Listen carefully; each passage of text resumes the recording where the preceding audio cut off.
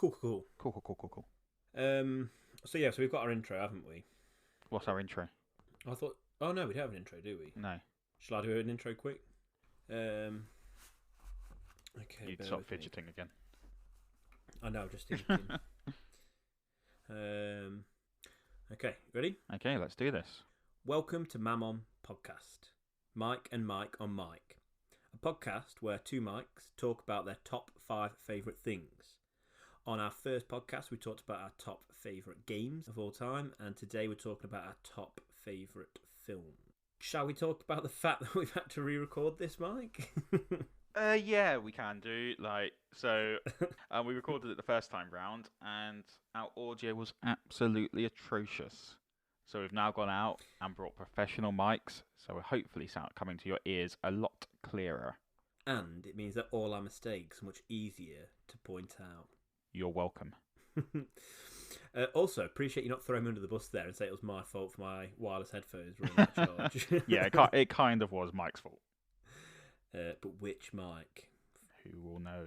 Well, people who know our voices now. Yeah. Before we start then, I thought let's talk a little bit about films because we are not gamers. Well, we are not at a high standard of gamers, and we don't game anywhere near as much as we used to in our youth, if you know what I mean. So I don't think there's going to be any top 5 we could ever even pretend to call ourselves experts on, but this is going to be the closest to an amateur level of decent knowledge I think we'll have. Agreed. I'm struggling here because I'm trying to stifle a sneeze. Go for it. I don't know when it's gonna come. This is exciting, folks. This is what you're tuning in for. What type of sneeze? I'm a constant 3 sneeze man. Oh, I tend to sneeze twice in a row, and no more than that. But then I do have massive sneezing fits where I can go for like half an hour.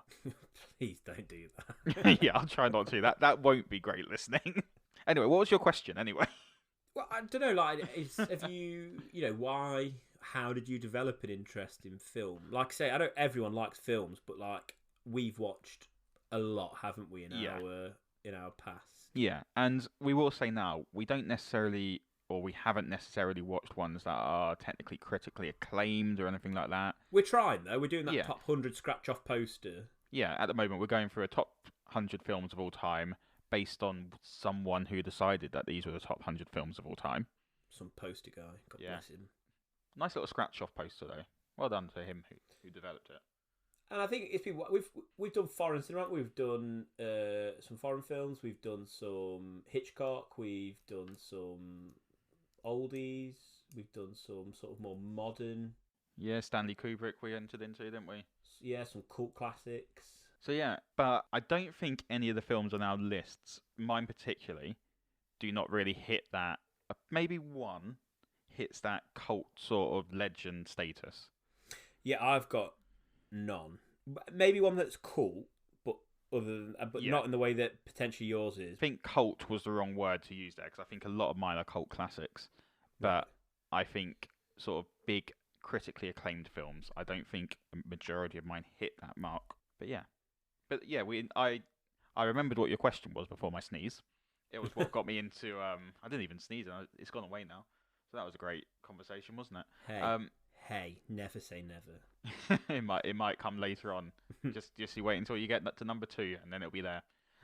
Yeah, I'm not really sure where my love of films came from. I remember I probably didn't watch loads until I got to uni, and then me and a bunch of friends used to go out on.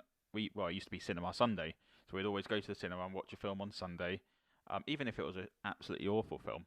And then I signed up to this online scheme which allows you to see previews of films before they've been released. So me and my friends started going to see quite a lot of them. And I've just thought of a film that I went to see on one of those, and that definitely actually should have been one of my top 5. Hey, we've not started the top 5 yet. You could do it. I know. I don't know what to bump. Maybe I'll give it an honourable mention because it is too late to fit in there now. But it sort of got me intrigued into different types of films, and there was different genres that I saw there. I remember first seeing Chadwick Boseman, for example, in Get On Up, which was a film he did where he was James Brown. Probably never would have seen that film in real life. Well, I saw it in real life, but it sort of like, if I'd stumbled across it, I wouldn't have thought to go see it. But then because it was free, I was like, let's give it a go. And actually, it was a really good film. So I think just seeing more and more and not letting any decisions guide me before I went to go see them just encouraged me to see bigger and better films. I like that. Yeah. You know what got you into films? No, not really. No, I was always a kind of TV Right, show okay, man. that's it then. Let's move on. I was always a TV show man, and then I remember the only thing I can think is I don't know if you remember Play.com when that was sort of bigger than Amazon. When Amazon was really Yeah. about books and in England anyway, and you could only and like it was always seemed cheap, but they never had the tax added on. So you got into your basket and went to checkout, and you're like, oh wait, it's an extra X amount of pounds. And Play.com had 100 best or best selling, DVDs, Yeah. and they were quite close to the top 250 on IMDb at the time. So I just used to buy the cheap deals or the second-hand copies from Play.com of those sort of films that I'd sort of heard of but never got around to watching. And yeah, just like a bit like you, I started to expand my film horizons, pick films that I potentially wouldn't have watched if it wasn't high up on a top 100 list. And then you click on it and read about it, you're like, oh, that sounds interesting, I'll give it a go. Yeah. Well, it sounds like we both got into films for similar reasons then. Yeah. Right, shall we get this all started? Just go for it. Like I said, I think I started off the games, I believe. Yes, I think you did. So shall I start this off? Yeah, you start top films. Right, I'm going to start this off with a question to you, Mike. Ooh. Okay. Who put the glad in Gladiator? Russell Crowe. Oh, you just ruined this, haven't you? It would be Hercules. Ah. Oh. Who put the glad in Gladiator? You're welcome. Hercules. Yeah, fantastic film. I was trying to think. So I'm trying to pick ones for my top 5. I think some of them, there's no particular order they're necessarily in. These are just my favourite top 5 films. But number 1 is definitely my top 5 film of all time. But I tried to pick ones that sort of I had fond memories of and as a child and things like that. And I was trying to think of a Disney film that I remember seeing when I was younger and really enjoying. First Disney film I saw at the cinema, well, it's actually the first film I saw at a cinema, and I'm not this old, I promise you, but it was Jungle Book. I think they must have had a replay in one of the cinemas, and I remember my dad taking me. I do remember us leaving halfway through, probably because I was quite a bit too young to sort of understand it. But a lot of my sort of Disney film love came from sort of seeing when I was younger. I remember seeing 101 Dalmatians, and Hercules is one that really sticks in my mind. It's just been a great film and kind of got me into mythology because I really enjoy my Greek myths. Not that Hercules is technically the name in Greek mythology. No, but I imagine a lot of people that was the gateway into a more, like, to a broader interest into the Greek myths. Oh yeah, definitely. It's like, it doesn't follow the stories 100% or anything like that, but it's just a fun way of making you realise, like, because you do get to know all the gods and kind of their personalities and stuff like that, except for Hades, because I don't know if you know this, they originally had Hades as quite a menacing character, much akin to all the other like Disney villains of the past, like Scar and Cruella de Vil and things like that.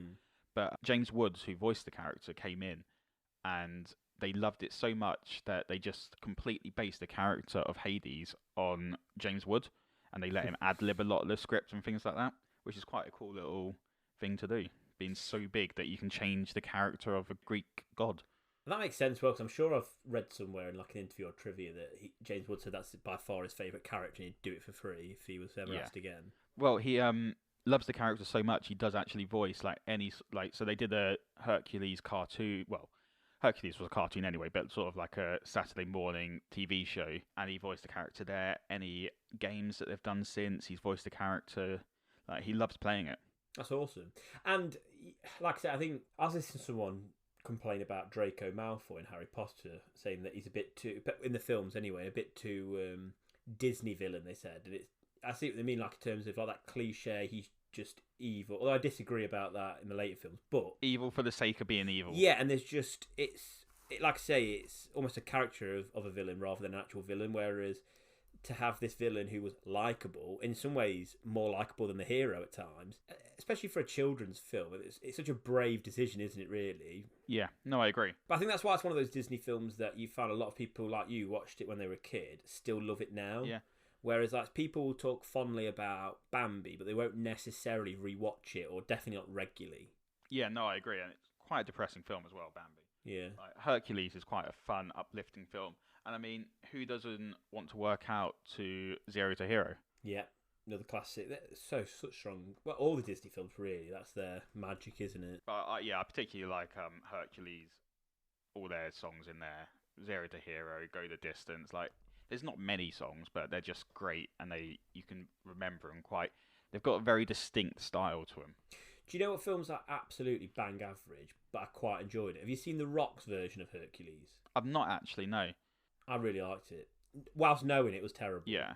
I have heard it wasn't a great film, but I imagine it's very rock-esque in terms of what it's like. If you like the Scorpion King that he did, that standalone Scorpion King film, not the cameo he had in the second Mummy film. Yeah, even though he didn't really play the Scorpion King, it was just the CGI character of him. Yeah, it's horrendous. It looked like a PS2 game. It was awful.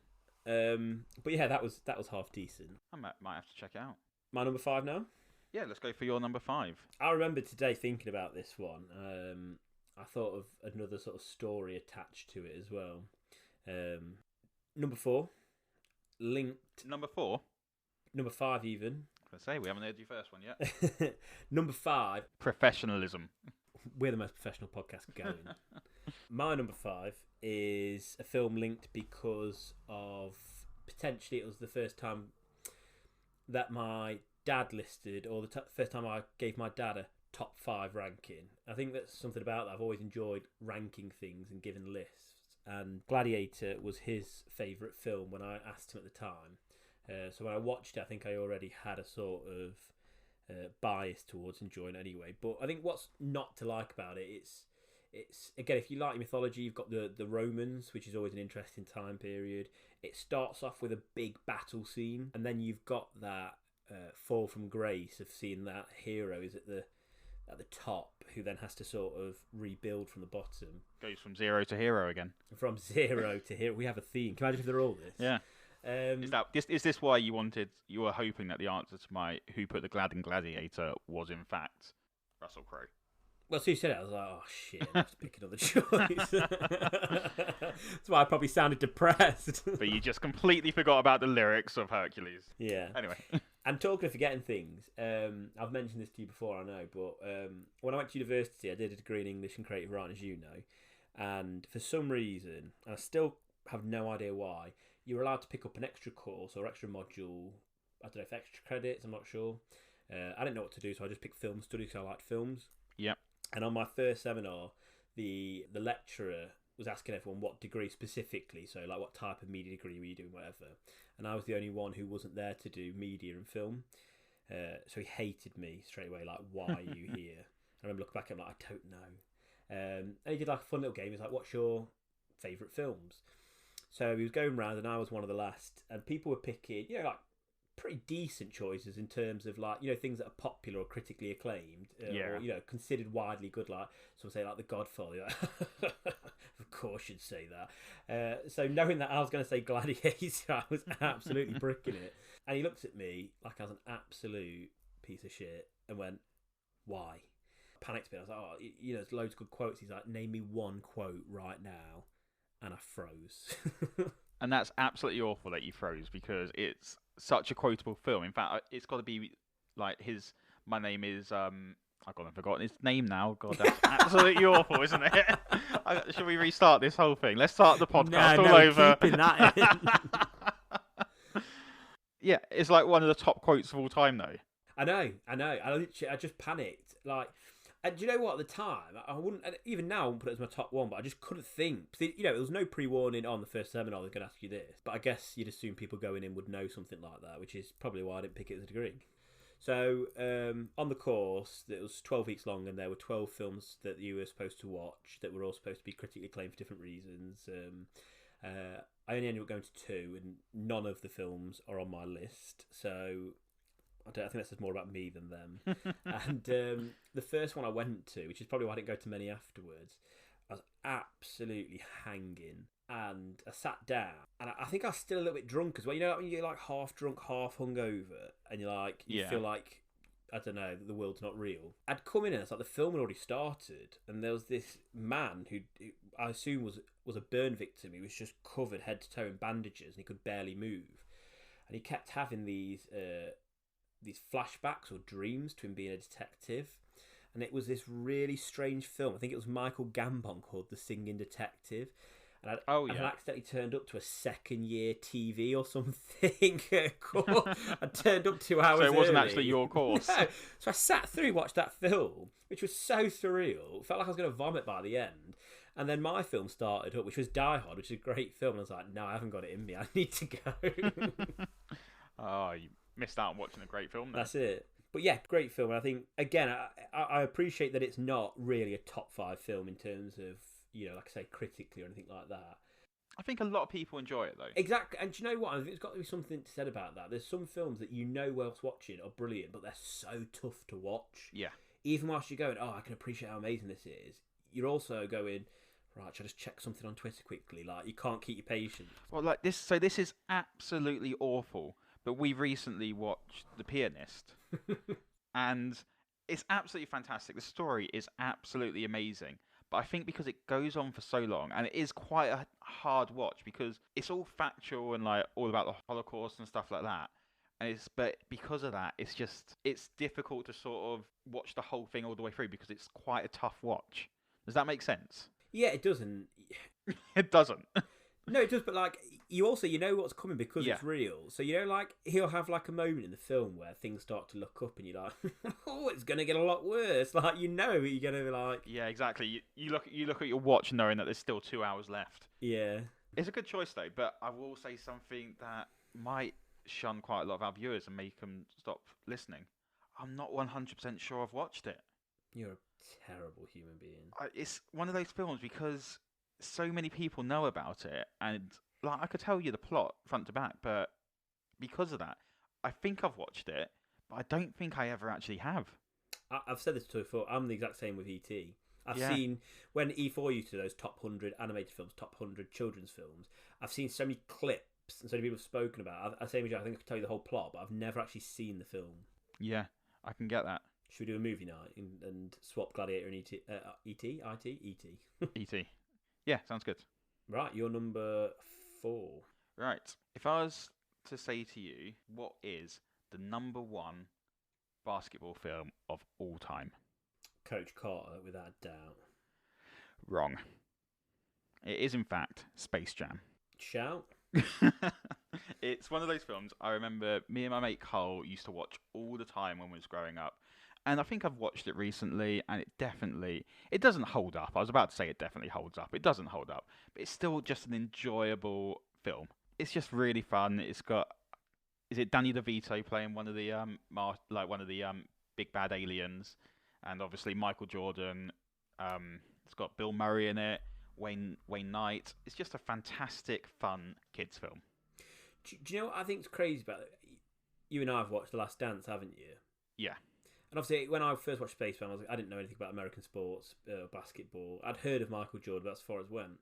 But normally, when a big sport like celebrity goes into a film, particularly an athlete, they're normally at the very end of their career, they finished. Like Beckham started appearing in films towards the end of his career. He was at the prime of his career. He went on to do another 3-peat after that, and he was training every night whilst filming. Like that is wild. Well, they built like a big court for him to practice in, didn't they? For Space Jam. It is just surprising that he did that at the peak of his career, really, or if not coming to the peak of his career, it might not have been quite there yet.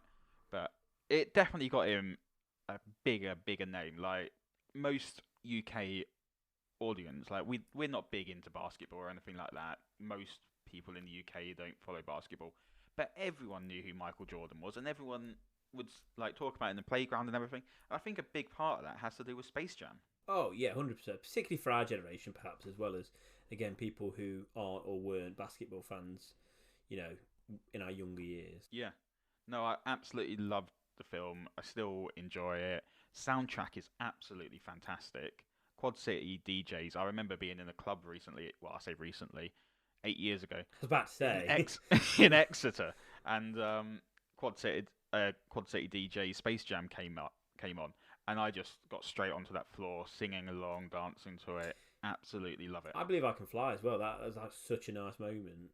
Yeah, like that. It's got Barry White doing a duet with Chris Rock for some reason.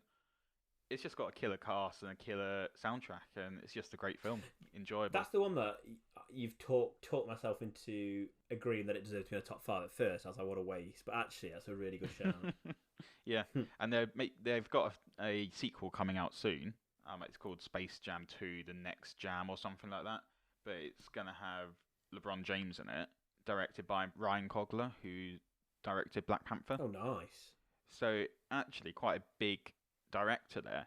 So I'm really intrigued what direction they're going to go. They're just battling the first one, aren't they? Like with any of these types of things, you almost go in wanting to hate it because you're like, it will never be as good as the original. Well, a film that I remember very distinctly being like that, and I was so angry when they made a sequel to it, was Jumanji. Yeah, but what they did brilliant in my opinion is, because I liked the new Jumanji.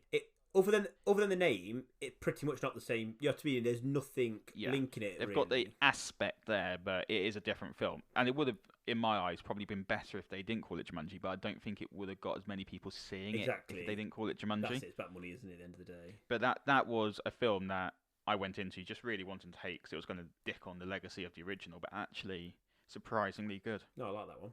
So that's my number 4. My number 4 has sort of 2 reasons for it. Again, like a lot of these, I appreciate it's not the best film, and I can appreciate this might people go, what? But I'm going to give you 2 reasons why I like it before I name it. Okay. 1, if I was only ever allowed to watch one film ever, so I'd have to keep enjoying it on repeat viewings, this would be it. Oh yeah, you've told me this before. It's that Barbie film, isn't it? That's the one. Spoilers. And I also have a weird obsession, not just in films, but like on YouTube videos as well, of like homesteading, like people, or base building, I don't know what you'd call it, where people sort of have to survive in the wilderness and create their own like shelters and then try to make it better and better as they go on. Wasn't that like bushcraft? Yeah, exactly, yeah. And this is bushcraft in space. So my number 4 is The Martian. Oh, fantastic film. Yeah. Coincidentally, looking at the book right in front of me right now. I've got it as well. I've never read it though. Oh, it's different. 'Cause it's all it's half and half his narration, sort of logging onto the computer and telling the computer, and then down on Earth. Anyway, I'll let you talk about the film.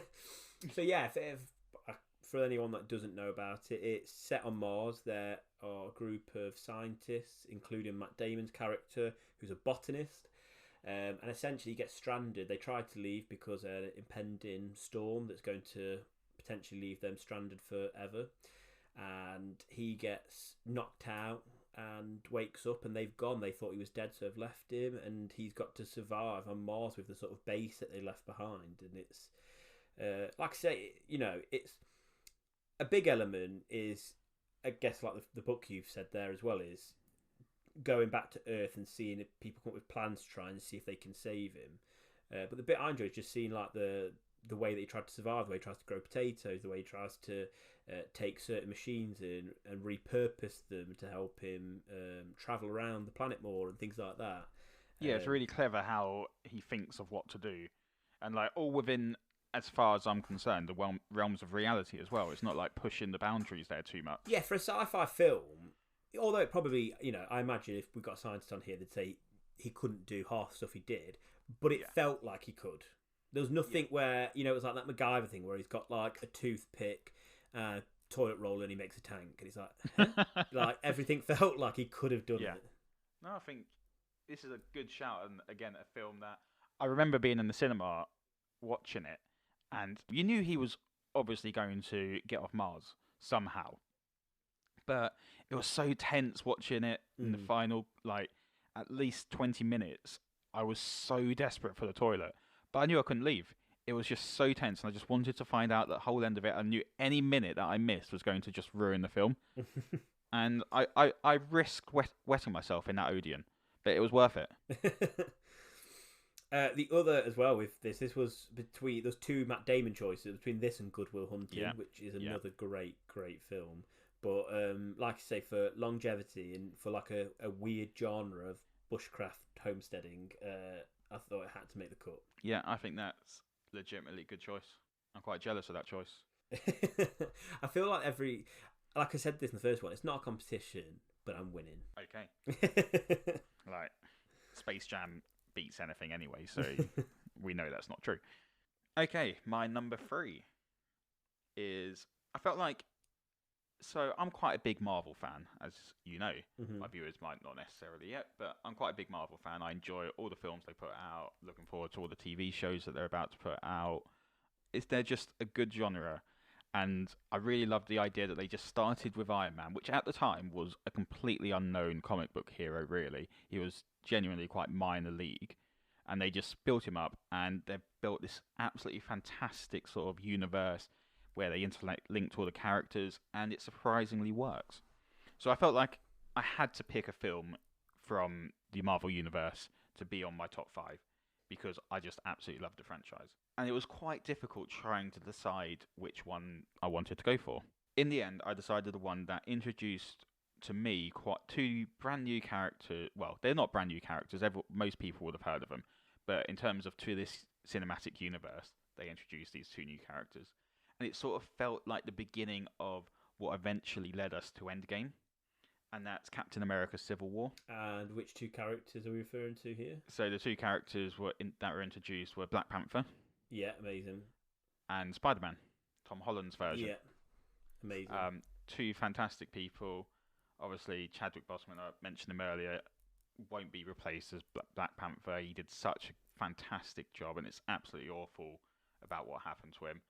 But it's a godsend to him that he managed to bring this character to life so brilliantly from the beginning, despite what was going on with him. I think as well, it shows his talent as an actor. Like, if you are a superhero that's well known, you've already got support for your standalone film to work. Do you know what I mean? People know Captain America and want it to work. They although Iron Man wasn't as popular before, obviously Robert Downey Jr., it was still, you'd heard of it, you knew about it, you'd seen it in cartoons and comics a lot. Yeah. Whereas I'd not really heard anything, I don't think, about Black Panther going into it. I had there was nothing. I was just a completely blank slate. I was ready to go in, hate it, love it, or met it. And I think you're totally right in that. He did such an amazing job, especially bearing in mind his character wasn't as well known. Yeah, no, I agree. And then this ended up being the film that sort of separated all the superheroes into this big civil war. So it was a massive fight against themselves, really. It was all sort of mind-headed by Zemo. But the whole thing I just really enjoyed, just coming together, and then it seemed to be the beginning of what eventually led us to Endgame, that path that I discussed earlier. It was just fantastic. The airport scene where they're all fighting together was absolutely brilliant. As well, I felt like maybe Winter Soldier perhaps started, let's say, but it was the first time that it took a dark turn. Like, I seem to remember there was a torture scene, or we found someone who was being tortured. Is that right? I can't think of any torture scene. Maybe I've just watched some weird spin-off of that. I might be misremembering or forgetting about a certain part. Either way, it felt darker, didn't it? It felt grittier. It felt more adult. Yeah, I'm going to say this now, because I don't think we've spoiled any films, but obviously it goes without saying that we might spoil some of the films that we talk about. Most of the films are at least, so Captain America was 2016, so they're at least 4 years old at the minimum for my list. So hopefully it's not massive spoilers. But obviously we find out that Bucky Barnes killed Tony Stark's parents, which is quite a dark route to then take, the idea of that.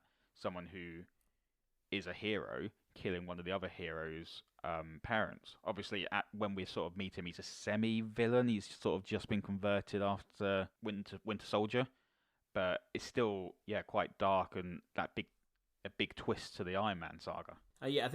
I think as well, just as I think it's going to be one of those things that the longer it goes on, the more hate it's going to get. You know what I mean? I think it's going to start to become just popular hate on it. What, Marvel films in general, you mean? Yeah, just because it's so popular now. Yeah. So as soon as it gets to that level of popular, people just automatically hate it. Yeah, I understand why people might want to hate on it, but I just love it. It's just fun, enjoyable cinema. You've got to respect it from the film. That nothing has come close to the sort of what that wanted to do. Like, I know you can talk about how many Star Wars films there's been and things like that, and indie films, But I'm talking about the idea of this interconnected universe where characters come in and out of it. Yeah. And they've taken so many brave decisions with films to pick, like Ant-Man. I remember when they meant, I was like, a superhero called Ant-Man. One, I've never heard of him. Two, he sounds shit. Three, I love Paul Rudd, but there's no way he'll work in this universe. And then you're watching and you're like, oh, well, that's brilliant. Well, for me, because I had heard of Ant-Man, but Guardians of the Galaxy was the one that did that for me. Yeah, great example again. Absolutely, like when that was first announced, everyone was like, "Really, a film with a talking raccoon and a tree that literally says Yeah. I am Groot?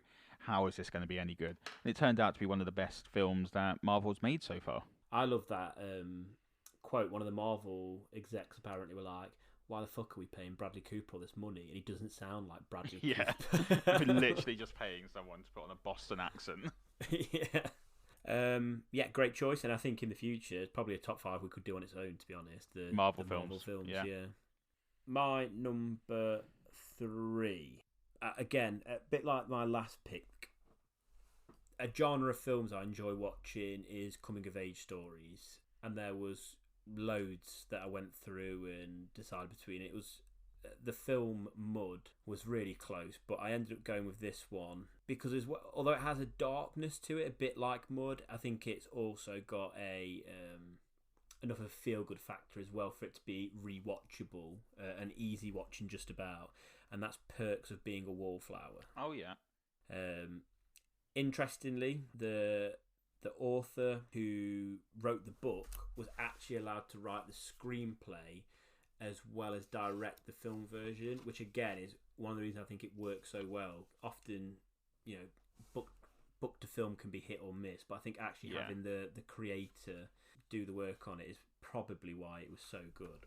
Without giving too many, well, I won't spoil anything for it really, other than I've not actually seen this film. I'd like to say it's a sort of it's a high school drama in that sense. That's the setting, but it couldn't be further from a typical high school film, in my opinion. Anyway, it's this loner, or as he's known from the film title, a wallflower, someone who in a room will sit round the edge and listen and observe rather than taking part. Okay.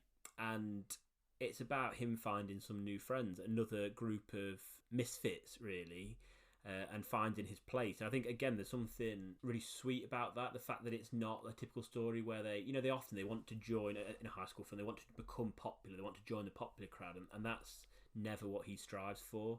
And there's this great quote where Emma Watson's character says, "Welcome to the island of misfit toys," like this idea that they're all a bit weird, they're all a bit unusual, so now he's part of it. So rather than being excluded for being a bit strange, a bit odd, he's found his people. It's, in my opinion, Emma Watson's best role since Hermione Granger. She's fantastic, and yeah, there's so much heart to it, and there's this. I think it goes beyond just a coming of age film. I think they've got some really like nice moments, some moments where you stop and just sort of take in what was said.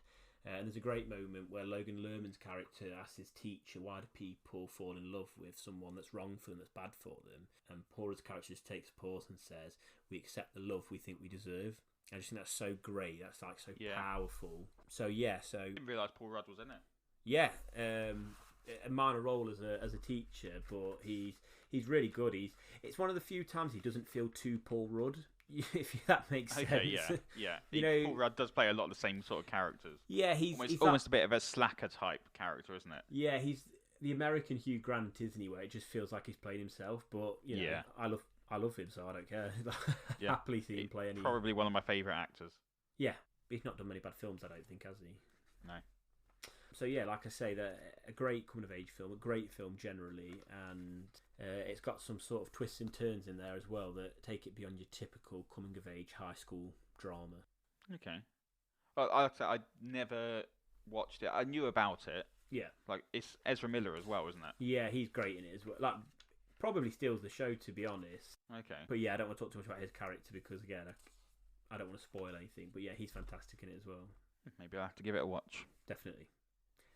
Stephen Chbosky, I want to say, was the writer and director. Okay. And he obviously wrote the original novel as well. So yeah, great film. Yeah, good shout then. Number 4, by which I mean, I've just looked at my list and I've numbered my list 5, 4, 3, 4, 5. That's why I thought this was my number 4. This is my thing. I've done 1, 2, 3, 4, 5, then just wrote 5 films down, and then went back and ordered them.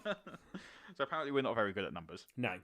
Right. So my number 2 pick is I surprised myself with this one. Mm-hmm.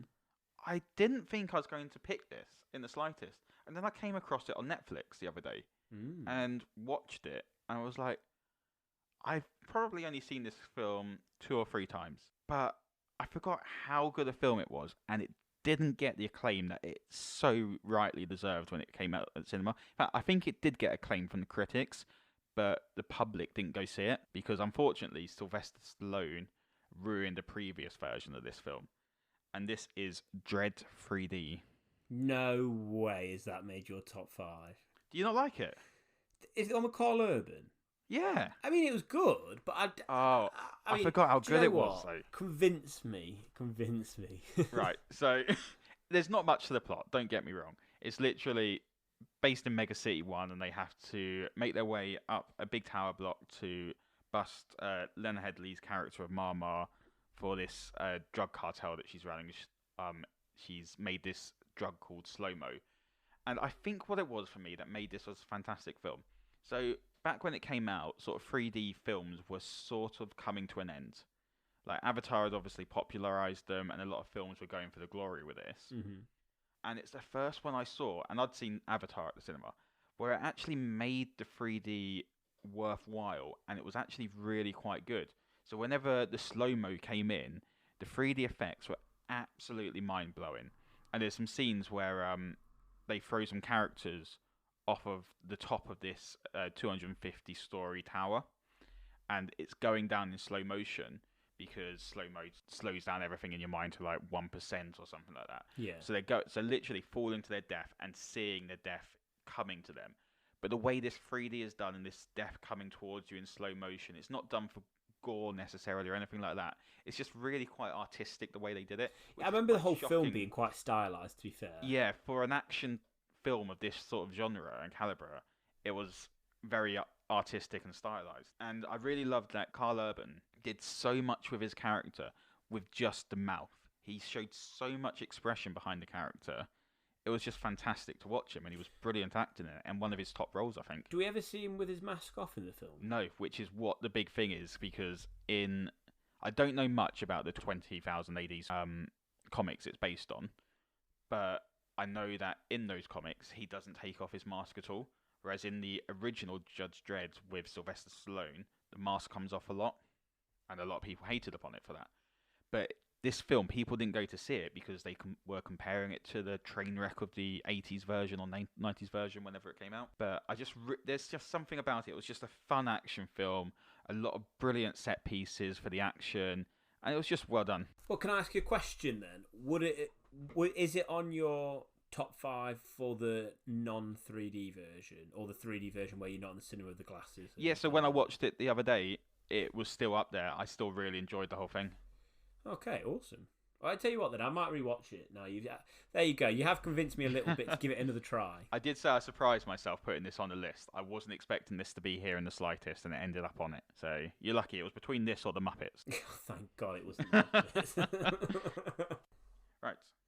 You want to go with your number 2 category or pick? Yeah, number 2. It is, Perks and The Martian were both films originally. Books even. Start that again. Perks and The Martian were both originally books, and so is my number 2 choice. Can you tell he's an English teacher? And I think it's one of the few times Perks is as good, I think, rather than better. But this is one of the few times I felt like the film was a lot better than the book, which people are going to hate me for if they love the book. And it's the only film even on this list that's quite high up on IMDb. Although it's of the trilogy, it's the lowest rated. And that is Lord of the Rings, Two Towers. Two Towers, I specifically picked the second one. Yep. Because the first one, I think the first one in some ways is the best on a first watch. Yeah.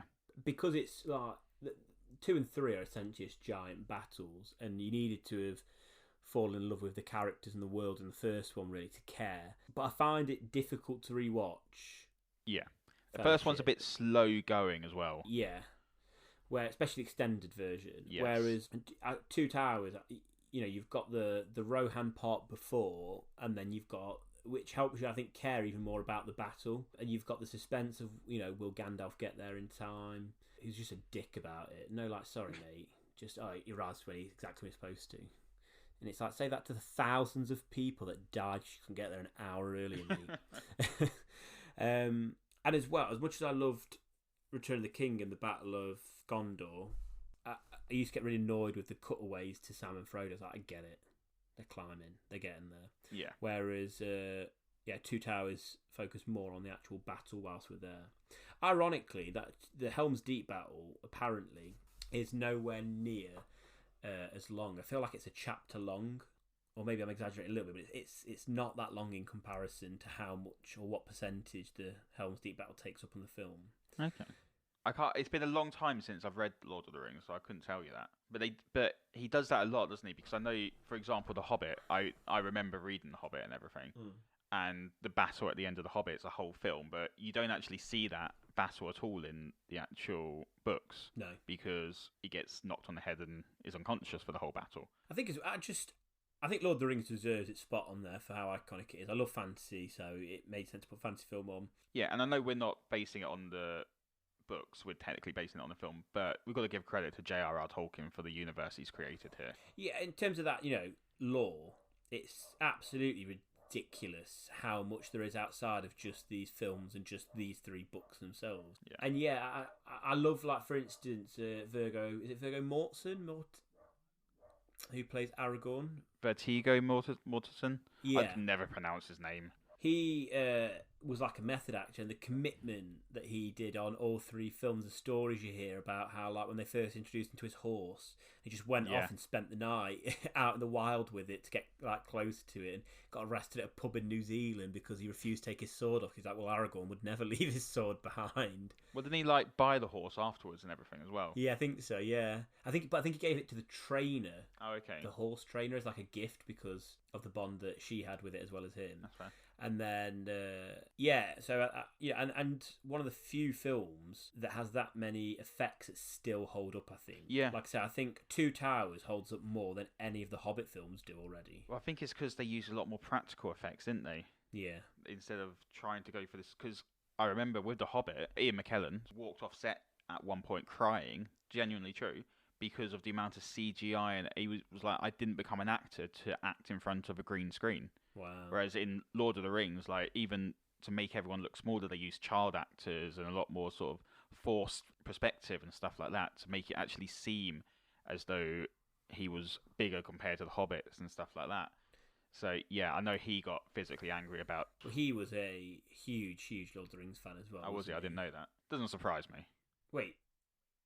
Is that Gandalf? Yeah. Oh, no, I'm all about Christopher Lee. Oh, okay. The rock star. He was a bit of everything, wasn't he? Yeah, it was brilliant. Right. Good choice. Before we do our first choice of the top 5, let's do our honourable mentions. I wasn't sure what to do with my honourable mentions, and I feel like I've got quite a lot in my head, but I didn't write anything down. That's either confidence or stupidity. It's stupidity, because I'm not sure I can remember a huge amount of them now. Do you want me to go first? Yeah, you go first, and I'll try and remember some of mine. I had, similar to you, I had 10, 20, 30 honourable mentions over the last week that's been coming out. Trying to think of, like I said, I'm going to try and stick to one honourable mention each time. Yeah. And because of the picks I'd already locked in, I wanted something a little bit different to sort of offer. Okay. And we watched this film together. It's one of our scratch-off poster lists. It's very, very well regarded critically, and it's in the top 250. I believe it still is on IMDb. It is a Korean film. Oh, yeah. And it is Oldboy. Yeah. And I think there's something about watching a film that has subtitles, a foreign language film, because I know some people get put off by them, but actually it draws you into the story even more because you're so focused. You can't go on your phone and start looking at the scores or Twitter or whatever, or playing a game on there. You have to be completely focused, locked into the film. And it's this sort of mystery. A man gets kidnapped when he's drunk on a night out, wakes up in this almost like motel room in Korea. No idea why, and he's locked in there for 20 years, something like that, 15, 20 years. I say, without spoiling anything, yeah, that sounds about right. And he's released, and essentially he has to find, or is wants revenge. He wants to find out who did it to them and why. And as the film unfolds, you start to learn more and more about his history, about what he was like as a youth, and then you start to realize, oh, maybe it's something that happened in his youth that led to him being kidnapped. And alongside that, you've also got this story of him trying to find out. It's got one of the best fight scenes in cinema, in my opinion. A long one-shot take of him fighting with nothing but a hammer down this sort of hallway against 30, 40, 50 guys. And it seemed to inspire a lot of hallway take scenes. Yeah, like that Daredevil. Yeah, and recently, if no one's watched it, Cobra Kai in its second season did a brilliant one, and in its latest season's done an absolutely fantastic one. But Oldboy was the original. Yeah. And yeah, so I went into this film having no idea what it was about. So you'd watched it before I'd watched it, and you said it was a bit deeply disturbing. And without spoiling it... Oh, yeah, spoiler, yeah, well, warning signs, yes. It's the most messed up film I've ever seen. We did say that there's going to be spoilers, but we won't spoil this one too much. But I don't think I could ever watch this film again because it is so deeply disturbing. I've told people at my work about it, and some of them have said that they might watch it, and hopefully if they're listening right now, they will go away and watch it, because this is proof that it is a great film. But do you know what? And that film could only have been made outside of America and Britain. Yeah. Because America, the whole country, there's an American remake of it, and it was quite faithful up until the ending where they chickened out. Shit it. Yeah, exactly. And the ending, when you watch it, when you first get to the ending, you'll think, oh, that's what's so shocking, and obviously it is. But it's the final scene and the sort of implication of a character's decision that was for me the most shocking. But I think, as much as obviously it disturbed me, I also really appreciated it on a writing level that they were willing to take that risk, if that makes sense. Yeah. That they were willing to do that and go, no, that's our writer's vision, and we're committing to it. Like, you have to applaud that bravery of filmmaking. Yeah, no, I'd agree. It was a fantastic film, but I just don't think I can watch it again. No. Surprised you managed a second viewing of it. But I think it's like, I don't know, I always had like a sit, like, I wanted to see your reaction to it. Like, when I watched it with two mates at uni, and we had no idea what it was going in. So we literally, it was like 3 a.m. as well, and we were like, what the fuck is this?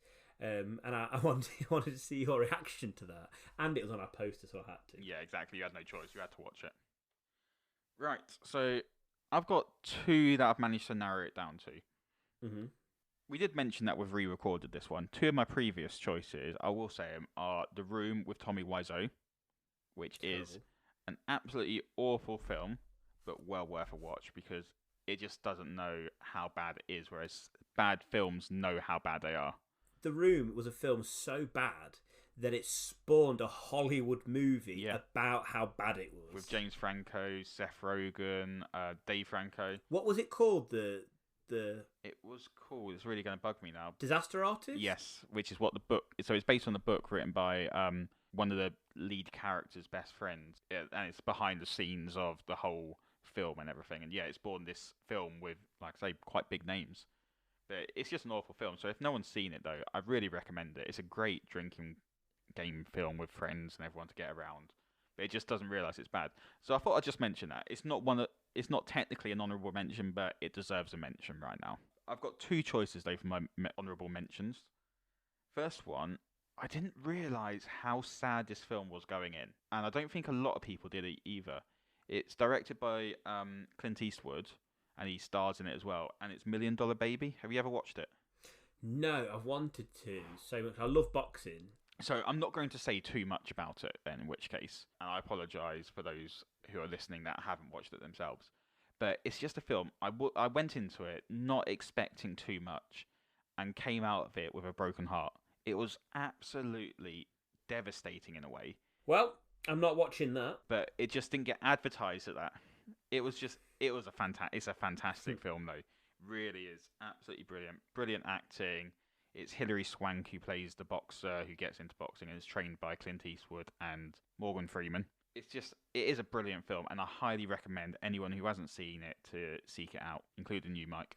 Thank God we got Morgan Freeman in. Can you imagine if we did a top 5 films list I know. and we didn't mention Morgan We, Freeman? we managed to somehow include a few top name actors, like we semi-mentioned Harrison Ford. You mentioned The Fugitive. Even if we haven't, a lot of our films haven't got like absolutely blockbuster names in them. But what I hope with this, anyway, if it like by us not picking the most popular, that hopefully people listening to this, there's going to be some ones they've never watched before, and they can. Although they're all, I guess, most of them are pretty popular, but still. This next one, I can guarantee there's probably going to be quite a lot of viewers who haven't watched it, haven't heard of it, but have definitely heard of the director now. And it's What We Do in the Shadows. Oh, yeah. It's written and directed by Taika Waititi of Thor Ragnarok fame and Jojo Rabbit. And it's just an absolutely... So this is the one that I mentioned earlier. I saw it in the cinema and me and my friend absolutely loved it. It was one of the... didn't know a single thing about it going into it. It's a mockumentary crew in New Zealand who film a bunch of vampires. That's the plot. There's not much more to it than that. But it's so quotable and it's so brilliant. It's got Jermaine Clement from Flight of the Conchords in it as well. And it's just really funny seeing these vampires do almost mundane tasks. There's just really stupid jokes, like someone's on eBay and someone goes up to him and is like, "What are you doing?" And he goes, "I'm doing my dark bidding online." It's just like really stupid but funny, genius jokes that... I think what I love about his humour, though, is it's like... It's stupid humour, but it's fully committed stupid humour. Like, he stays in character the whole time. You know, like Will Ferrell, you can tell half the time isn't in character almost, if that makes sense. I think there's a lot of, like, comedy actors like that, whereas he stays locked in to that odd, stupid character, whatever it is he's doing all the time. Yeah. I love that. No, I highly recommend What We Do in the Shadows. And if you haven't seen another one of his films, Hunt for the Wilder People. Both absolutely brilliant films. Yeah, I'm desperate to watch that. Yeah, it's another genius film.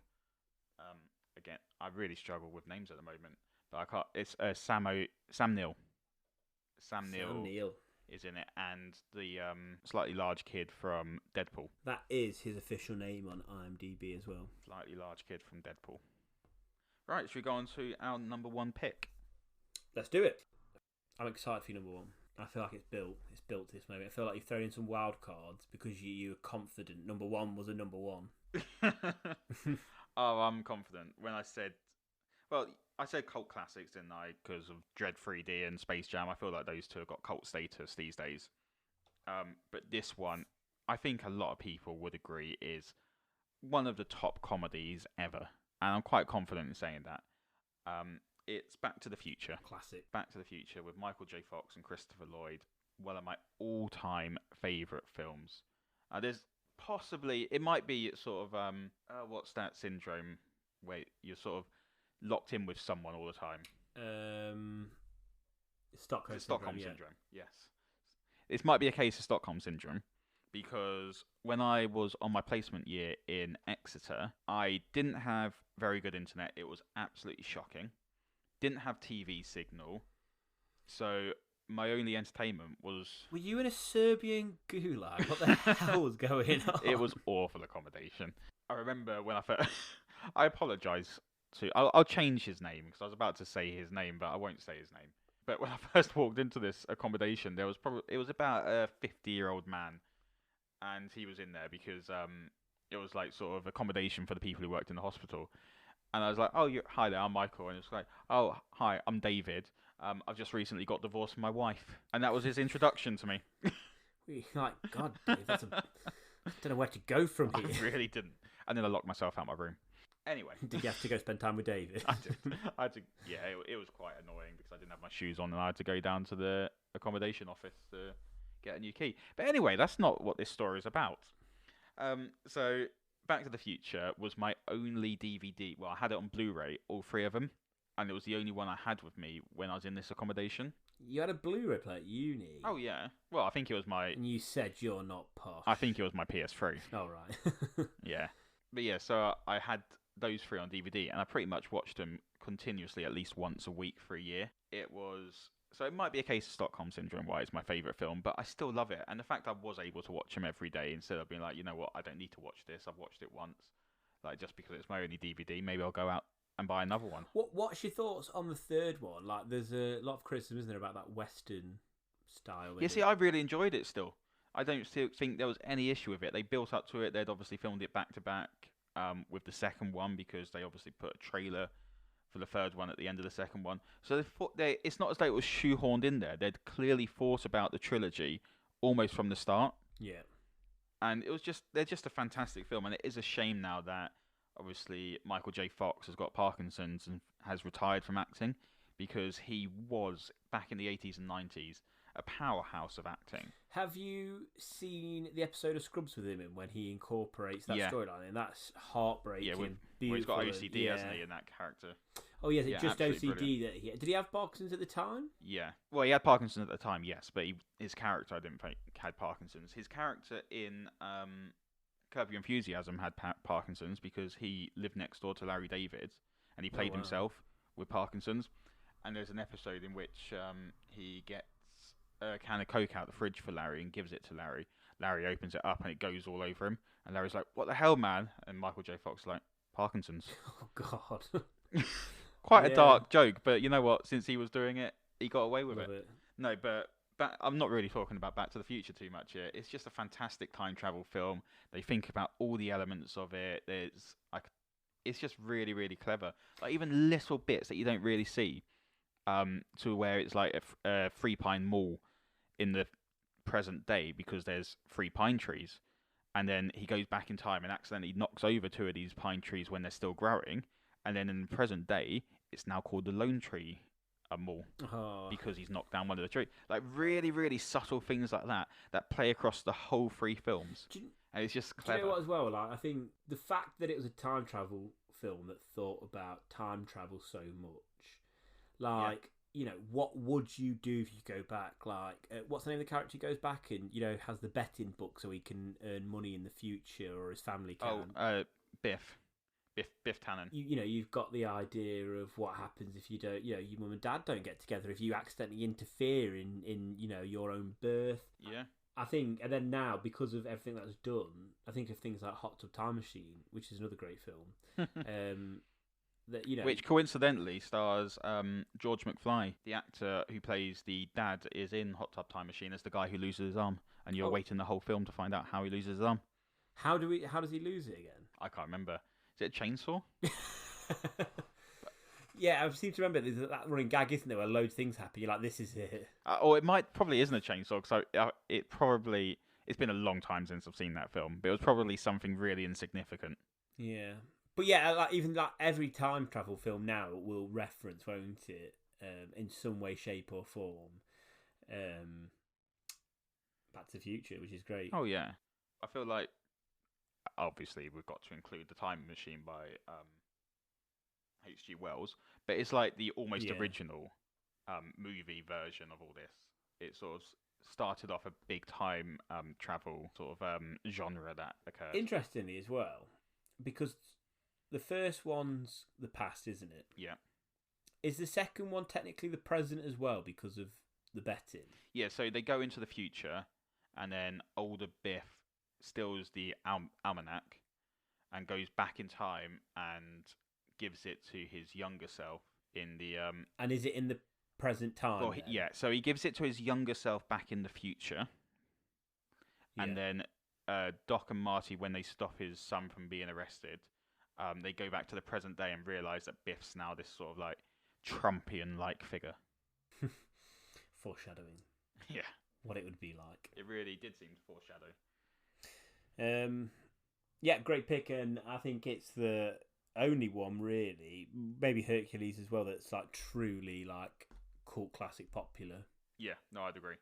Right, your number 1 pick next, please, Mike. I'm pretty sure you've never watched this, and I'd imagine most people listening to this, shout out Jonathan, our we haven't spoken fan. much about Jonathan right now, have we?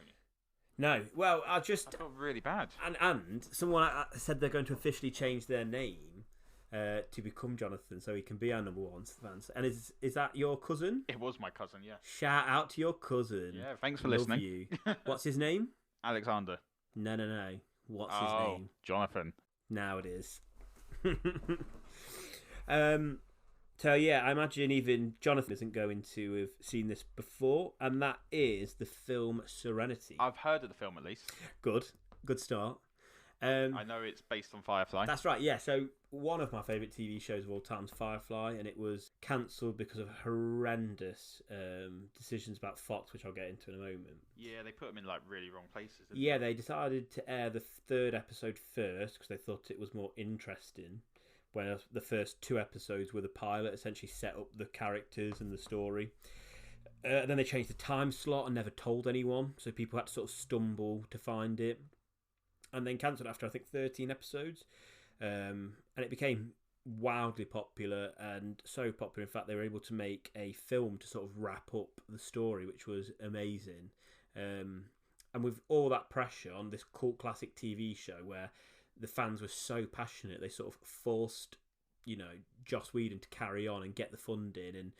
And you'd think there was almost too much expectation to make the film work, but it was amazing. And another genre I'm a massive fan of is the sort of fugitive sort of cliche genre where they're on the run. Ironically, the fugitive isn't on here. And, that's part of the story there, that it's these group of morally grey good guys who used to be the bad guys almost. It's called a Western in space, and essentially it's this group of misfits who all end up living and working together on a spaceship, and they end up doing sort of odd jobs around the galaxy. It's a bit of a human Guardians of the Galaxy in a way. In this film, we sort of get to finally find out how their stories end and find out some more information on the bad guys from the TV show. And I think the only way... It's not got the best action, it's not got the best acting, it's not got the best special effects, which is unusual for sci-fi.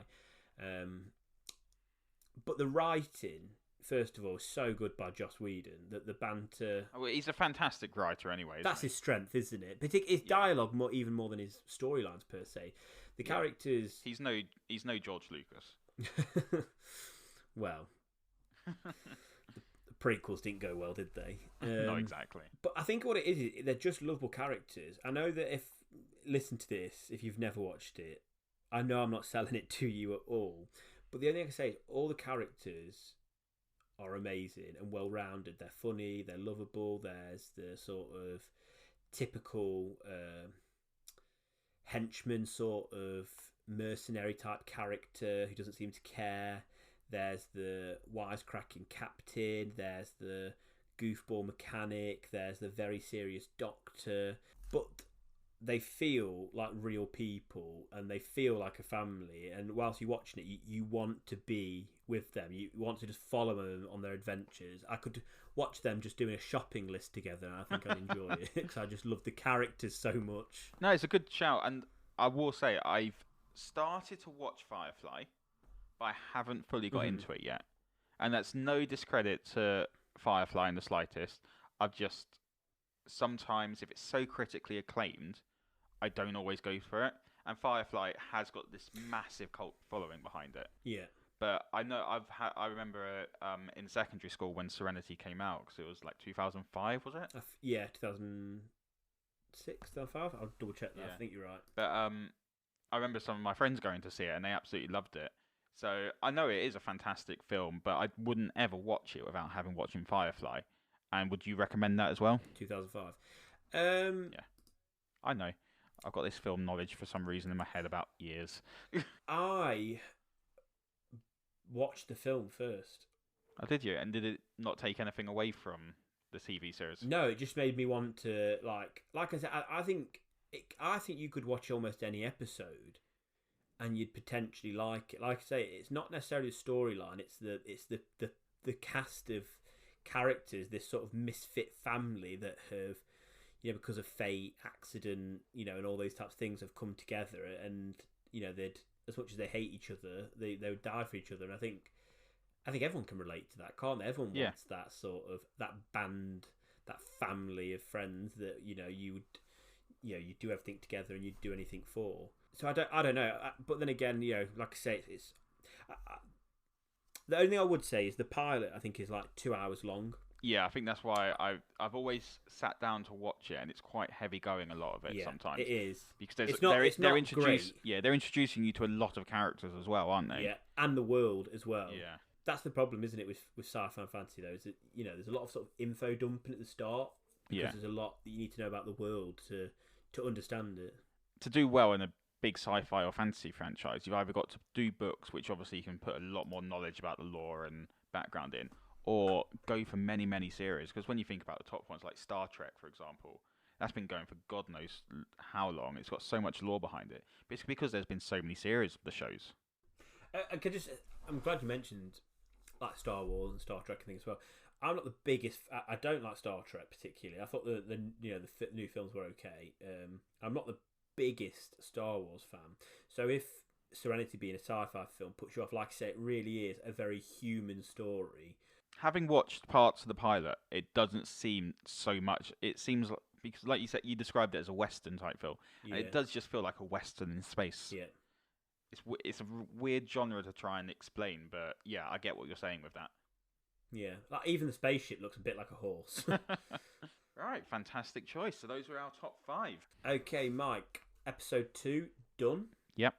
Episode 3. What will be our next top 5 topic? Well, I was thinking about this, and I think we should stick with a theme that we've currently been keeping and go for top 5 TV shows. I genuinely think there's a period between, well, a 3-year period at university where I pretty much watched every American TV show, at least one episode or one season of at that time. So this is going to take me a while. I think there's a future topic here coming along where I could easily do a similar thing for top TV shows that were cancelled far too early. Well, Firefly's number 1 there, surely. I've got a lot of quite obscure American TV shows that I started watching throughout uni. Like you say, you just have a lot of spare time, even though you definitely shouldn't. And I remember just watching these shows and then they got cancelled. It's like, oh, I was just getting into that. Here's one for you. Did you ever watch a superhero TV show called The Cape that got cancelled? No, but that's reference. Is it on Community reference a lot? Yeah. I've never actually watched that one myself. It was dreadful, but the premise was great. Right, so top 5 TV shows. Tune in next week for that. And as always, if you can, we're on Twitter now, Mamom Podcast. I'll start again. If you can, please give us a follow on our socials. We genuinely do want to get some fan interaction. The hope is that we can start to do top 5s based on what you guys want to hear. Yeah, we've already had a few people email and message us with their top 5 games from last week, which was absolutely brilliant, and we really enjoyed reading your list. And Mike's boss, I'm calling me boss, Superior. He's better than you in every way. Yeah, senior member of staff, yeah. The person that's better than Mike. Top 5 list was unbelievable. We're going to do a bonus episode where we talk through people's top 5s, and I feel like we're game soulmates based on yours. There you go. So yeah, like we said, you can find us on Twitter and Facebook. We've also got an email. I don't know if we mentioned that. I don't think we did. It's mamonpodcast@hotmail.com. So any suggestions for top 5, feel free to email us on there. Any of your top 5s, email us on there. And at some point, like Mike said, we do plan on going through your top 5s as different episodes. Thank you for listening. Thanks for sticking with us. Hopefully the sound quality was a bit better with the new mics, and we're hopefully going to get better as we go and as we grow. So I'll see you all next week. Professional is our middle name. I Literally, the Mike and Mike Professional podcast. I think even if we get like particularly big, I still think we'll be this amateur. Oh yeah, definitely. It's our charm. Yeah, that will be what we're known for. Our charm is that. Oh, did you listen to that podcast the other day? Oh yeah, the one that was shit. the one where one of them kept rustling paper halfway through a choice. Absolutely loved it. I'm gonna tie my hands to the chair next time. I promise. Yeah, I had a go at him for that, just so we're all aware. Maybe you can cut this part into afterwards as an apology after that, if they can sit through 3 minutes of me talking about Pert's being a wallflower going. Right. Did we say bye? Should we sign off? Yeah. Do we have a sign off yet? Do we have a song? This is the Mike and Mike podcast. My mum. No. I didn't like it either, really. We can work on it. Can't you play the keyboard? Haven't you bought yourself a keyboard now? No, I was going to, but I decided against it. Coward. I brought myself a mic instead. Probably a better use of our money. Yeah, I've got a trumpet and a guitar and all sorts of weird instruments that I can't play behind me. Well, that's your challenge for next week. I'll write the theme tune, sing the theme tune. Write the theme tune, sing the theme tune. Classic reference there. Right. Goodbye, everyone. We'll see you next week, hopefully. Fingers crossed. Yeah. See you then. Bye. Bye.